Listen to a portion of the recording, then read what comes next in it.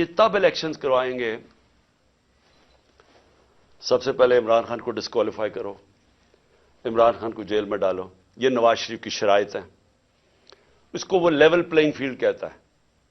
खुद पकड़ा गया है, अरबों रुपए के वहां प्रॉपर्टीज में बैठा हुआ है, साबित नहीं कर सकता, अदालतों से, जेल से बाहर भागा हुआ है झूठ के ऊपर।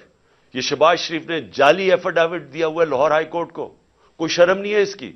लेकिन इमरान खान को जेल में डालो, डिस्क्वालीफाई करो, तहरीक इंसाफ के लोगों को पकड़ धकड़ करो। शर्मनाक रोल है इस मुल्क की इलेक्शन कमीशन का। मैंने कभी इस तरह की बेशरम इलेक्शन कमीशन नहीं देखी। हर फैसला करती है ये नवाज शरीफ से हुक्म लेके, हर फैसला करती है हैंडलर्स जो पीछे कहते हैं।